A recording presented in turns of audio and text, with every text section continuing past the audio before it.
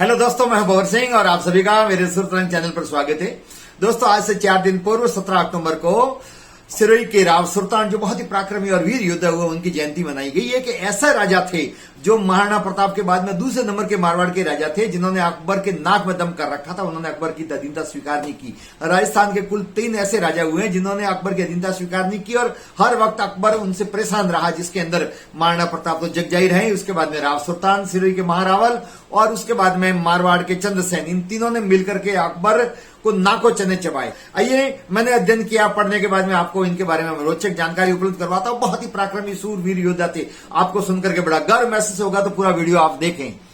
दोस्तों, सिरोही के बारे में, उस राजा के बारे में कहा गया है कि अनमी रांगण उपजा मरण मुगला मान सुर राणा प्रताप सी सिरोही सुल्तान। अर्थात सिरोही के महाराणा प्रताप के समान ही सुल्तान भी हुए हैं जिन्होंने अकबर के सामने कभी अधीनता स्वीकार नहीं की। दूसरा, कवियों ने यह भी कहा कि नाथ उदयपुर न नमयो अर्बुद नाथ। अर्थात उदयपुर का नाथ कौन? महाराणा प्रताप। वो कभी नहीं झुके अकबर के सामने। और न नमयो नाथ अर्बुद नाथ, अर्बुदा का नाथ अर्थात आबू का नाथ, सिरोही के अधीनी आबू है, तो आबू का नाथ अर्थात राव सुल्तान ने भी कभी अकबर की अधीनता स्वीकार नहीं की। दोस्तों, कहने को तो भौगोलिक रूप से सिरोही बहुत छोटी रियासत है, देवनगरी भी कहा जाता है सिरोही की, लेकिन सिरोही के बहुत ही सूरवीर और पराक्रमी योद्धा हुए हैं। सिरोही में देवड़ा वंश के संस्थापक जो थे वो चौहान, लुम्बा चौहान थे, जिन्होंने चंद्रावती पर परमारों के राज्य को समाप्त करके, विजय प्राप्त करके चंद्रावती को अपनी राजधानी बनाया था। तो आइए दोस्तों, जानते हैं राव सुल्तान के जीवन परिचय का। दोस्तों, महारावल मान सिंह जी थे सिरोही के। उनके कुल 6 रानियां थी, जिनसे 2 पुत्रियों का जन्म हुआ। उनके कोई पुत्र था नहीं और 2 पुत्रियों की शादी हुई। एक की हुई चंद्रसेन, मारवाड़ के राजा बाद में जाके बने, उनसे, और दूसरी हुई मेवाड़ के उदय सिंह जी के पुत्र महाराणा प्रताप के छोटे भाई जगमाल से। लेकिन पुत्र नहीं होने के कारण से उन्होंने अपने जीवन काल में ही अपने निकटतम भाइयों में से, जो लखावत देवड़ा गोत्र से थे, सुल्तान, उन्होंने अपने जीवन काल में ही तय कर लिया था कि मेरी मृत्यु के बाद में सुल्तान को ही सिरोही का महारावल बनाया जाए। तो दोस्तों, मान सिंह जी के एक सेवक था जिसका नाम था कल्ला, और उसने घात करके मान सिंह जी की हत्या कर दी। मान सिंह जी की मृत्यु के पश्चात उनके द्वारा की गई घोषणा के अनुसार विक्रम संवत 1628 को 12 साल की उम्र में राव सुल्तान को सिरोही का राजा बना दिया गया।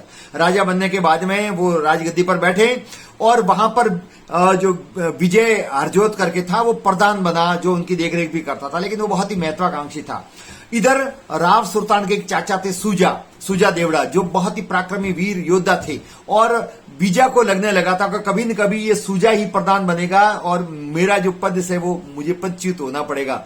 तो उसने बैर भाव रखते हुए धोखे से सूजा को, जो राव सुल्तान के चाचा थे, उनकी हत्या कर दी। ये कुछ जानने के पश्चात राव सुल्तान परिस्थितियों को भाप गए। उन्होंने संघर्ष करना उचित समझा नहीं। नई राजगद्दी संभाली थी और विजा की प्रधान के रूप में पूरी पकड़ थी सिरोही पर, तो उन्होंने वहां से पलायन करना उचित समझा। अपनी रानी के साथ में राम सिंह में आकर के वो रहे और बीजा सिरोही पर राजगद्दी पर बैठ गया और सिरोही का शासक बनकर सिरोही का शासन चलाने लगा। महाराणा प्रताप को जब यह समाचार मिला कि बीजा ने धोखे से उसके चाचा सुल्तान को मार दिया है, सूजा को, और राव सुल्तान बाल्य अवस्था में होने के कारण से पलायन करके चले गए, तो उन्होंने जो कला मेहाजोत करके थे, बहुत ही पराक्रमी और वीर थे, जो महाराणा प्रताप के करीब थे, उनको फौज लेकर के सिरोही की तरफ भेजा। और सिरोही फौज लेकर के और वहां पर कल्ला आए। उनके आगमन से पूर्वी परिस्थितियों को भापते हुए बीजा जो था उसने दुम दमा करके भागना उचित समझा और वो भाग करके ईडर में जाकर के शरण ले ली।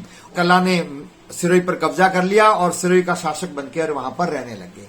उनके साथ में 3 उनके सेवक के रूप में कार्य कर रहे थे, सूजा, समरा और हरजोत। ये 3 जो देवड़ा थे वो उनके साथ में कंधे से कंधे मिलाकर के मदद कर रहे थे। लेकिन कुछ समय बाद में ही सूजा, समरा और हरजोत को अपनी गलती का एहसास हुआ और उनको लगा कि हमारा यहाँ वो मान सम्मान नहीं है जो हमारे यहाँ का, हमारे भाइयों में से ही जो महारावल बना होता तो हमारा कुछ और ही मान सम्मान होता। और वो लोग तीनों वहां से भाग करके राम सिंह आए, आकर के और राव सुल्तान को आकर के मिले, और आने के बाद में उन्होंने कहा कि असली तो आप है महारावल सिरोही के, और आप इस प्रकार से बैठे रहोगे तो काम चलने वाला नहीं है। कल्ला मेहाजोत ने पूरा कब्जा कर रखा है सिरोही पर। तो फिर पूछा कि क्या किया जाए। हालांकि बाल्य अवस्था थी, मात्र उस समय 15 साल की उनकी उम्र हुई थी। तब कहा कि वीजा को, जो ईडर भाग करके गया, उसको बुलाया जाए। वो बड़ा वीर और पराक्रमी योद्धा है। चिट्ठी लिख करके वीजा को बुलाया। जब वीजा फौज लेकर के आ रहा था तो कल्ला को ये समाचार मिला, तो कल्ला ने भी वहां से फौज भेजी। सिरोही की तरफ से दोनों के बीच में घमासान युद्ध हुआ। उस युद्ध के अंदर वीजा की फौज जीत गई और कल्ला की फौज को परास्त होना पड़ा और विजय सीधा राम सिंह आया और आकर के राव सुल्तान से मिला। आने के बाद में पिछली बार जो उसने गलती की थी प्रधान होते हुए, उस गलती के लिए एक क्षमा याचना मांगी और राव सुल्तान ने भी उसको माफ करते हुए गले लगाया और चारों ने मिलकर योजना बनाई, जिस योजना के मुताबिक उस समय जालोर पर मुगलों का शासन था और मलिक शाह वहां का शासक था। मलिक शाह को पत्र भेजा, मदद मांगी, मलिक शाह ने भी फौज भेजी और इस प्रकार से एक बड़ी फौज लेकर के और राव सुल्तान ने सिरोही की तरफ कूच किया और कालंदरी के पास में राव सुल्तान की फौज और कल्ला मेहराजोत की फौज के साथ में घमासान बीच में युद्ध हुआ। उस युद्ध के अंदर बुर्द से रणभूमि में जबरदस्त लड़ाई हुई, अनेक सैनिक वीर गति को प्राप्त हुए और अंतोगत्ता बहादुरी दिखाते हुए राव सुल्तान की फौज ने विजय प्राप्त की। विजय पताका फहराने के बाद में सिरोही पर जाकर के और पुनः 15 साल की उम्र में राव सुल्तान ने सिरोही पर शासन स्थापित किया, राजगद्दी पर बैठे और बीजा को वापस प्रधान बनाया। लेकिन दोस्तों कहते हैं ना कि अंग स्वभाव न उतरे, जात स्वभाव न जाए और होटे कोटा भागे तो भी ऊंट कटारो खाए। तो दोस्तों अपनी आदत के मुताबिक वो अपनी आदत से बाज नहीं आया और अब भी वो खुरापात करता रहा। इस स्थिति में परेशान हो गए राव सुल्तान। अब उनकी जो पत्नी थी बाड़मेरी जी, उनकी जो रानी थी, वो स्थितियों को भाप गई तो उन्होंने अपने पीहर से बाड़मेर से 25-30 उनके भाइयों के निकटतम जो बहादुर व्यक्ति थे, कद काठी में मजबूत थे, उनको वहां बुलाया। वो बुलाया और वो यहाँ आए तो उसके बाद में स्थितियों को भापते हुए विजय ने सिरोही छोड़ना ही उचित समझा। तो विजय सिरोही तो छोड़ करके चला गया, लेकिन बाहर रह करके भी उसने खुरापात नहीं छोड़ी।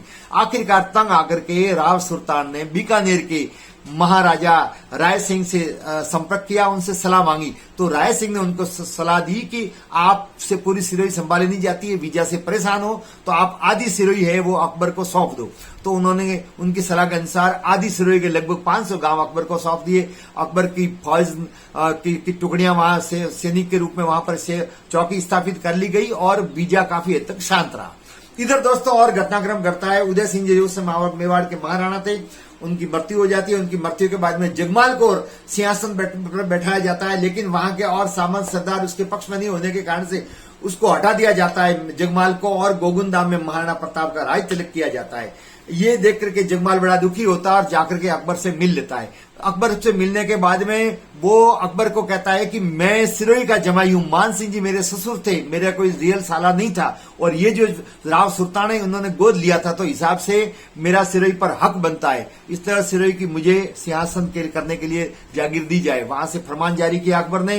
वो फरमान लेकर के जगमाल सिरोही आया, आकर के राव सुल्तान को दिया और कहा कि सिरोही पर आधा अधिकार मेरा है। तो राव सुल्तान वैसे ही परेशान थे। जो सिरोही का आधा हिस्सा जो अकबर संभाल रहा था वो जगमाल ने संभालना आरंभ कर दिया। सुल्तान का कुछ नहीं किया, वैसे ही 500 गांव उनके पास में रहे, लेकिन जगमाल इन गांवों से संतुष्ट नहीं था। इधर बीजा को बढ़िया मौका मिला कि अब जगमाल को सिखाया जाए। तो बीजा ने जगमाल को और उसकी रानी को सिखाया कि आपका सिरोही पर तो पूरा हक है, ये जो है राव सुल्तान ये तो गोद लिया हुआ है और आप महारावल मान सिंह जी की सुपुत्री है। तो जगमाल के अंदर भी शासन करने का भाव जगा। सिरोही की वादियां, देवभूमि, ये हरियाली और ये छोटी लेकिन बहुत ही वीर और साहसी भूमि सिरोही पर राजा बनने की मन में चाह लिए। तो बीजा ने और जगमाल ने मिलकर के जब एक दिन सुल्तान प्रवास के लिए बाहर गए हुए थे तो महलों पर आक्रमण कर दिया, लेकिन वहां पर सोलंकी और दूधाजी आसिया जैसे पराक्रमी योद्धाओं के नेतृत्व में सैनिकों ने जो संहार किया उनका शत्रुओं का, ये दृश्य देख करके जान बचाना ही अपना उचित समझा और जगमाल और विजय वहां से भाग गए। लेकिन जगमाल भागता हुआ गया अकबर के पास में, वहां जाकर के अपना दुखड़ा रोया, व्यथा सुनाई और 2-4 बात नमक मिर्च लगा करके कही और फिर अकबर से निवेदन किया कि फौज मुझे दी जाए, मैं पूरी तरह से इसको परास्त करूंगा और पूरी सिरोही पर कब्जा करूंगा। अकबर की नीतियां हुआ करती थी मुगलों की, फूट डालो राज करो। उस नीति के अनुसार उसने एक फौज दी जगमाल को। जगमाल ने अपने मेवाड़ से भी कुछ जो अपने निकटतम लोग थे उनको बुलाया और फौज लेकर के आया। इधर से मारवाड़ से राय सिंह को भी अकबर ने फरमान भेजा, तो अकबर के आदेशानुसार राय सिंह भी फौज लेकर के आया। इधर दातीवाड़ा के कोलू सिंह को भी अब आदेश दिया गया, वो भी फौज लेके आ गया। अब 3 फौजें इकट्ठी हो गई और वो लड़ने के लिए किसको आ रही थी? सुल्तान के विरुद्ध। और इन्होंने सिरोही की तरफ कूच किया। जब ये समाचार राव सुल्तान को मिला तो राव सुल्तान बहुत ही बहादुर भी थे, चालाक भी थे और समझदार थे। भगवान श्री कृष्ण की तरह उन्होंने वक्त को देख करके वक्त की नजाकत को बांधते हुए निर्णय लिया। जब संकट आया तब वो आबू में चले गए, जब मौका मिला तब फिर सिरोही पर कब्जा किया, फिर परिस्थितियां प्रतिकूल हुई तो वापिस आबू चले गए। आबू जो देवभूमि है, जहां 33 करोड़ देवी देवताओं का निवास है और ऐतिहासिक दृष्टि से बहुत ही महत्वपूर्ण है, सामरिक दृष्टि से बहुत ही सुरक्षित था।